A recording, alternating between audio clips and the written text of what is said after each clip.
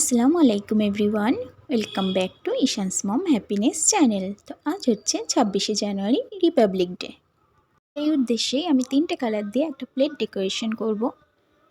তো অরেঞ্জ কালারের জন্য আমি জর্দা রাইস বানাচ্ছি। তো তার জন্য কড়াইটা গরম হয়ে গেলে একটু ঘি দিয়ে দিলাম। ঘিটা মেল্ট হয়ে গেলে আমি আমাদের দুপুরে খাওয়ার জন্য যেই ভাতটা বানিয়েছিলাম সেটাকেই দিয়ে দিলাম। দিচ্ছি চিনি আর দেব ফুড কালার।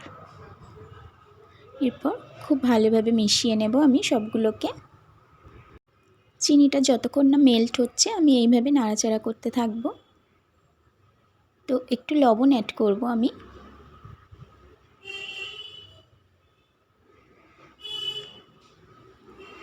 চিনিটা খুব সুন্দরভাবে মেল্ট হয়ে গেছে। এবার আমি কিছুটা কিশমিশ দিয়ে দেবো এর মধ্যে।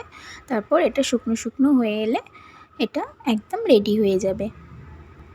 এটা কিন্তু দারুণ টেস্ট হয়েছিল। আমার ঈশান বলছিল খুব সুন্দর খেতে হয়েছে।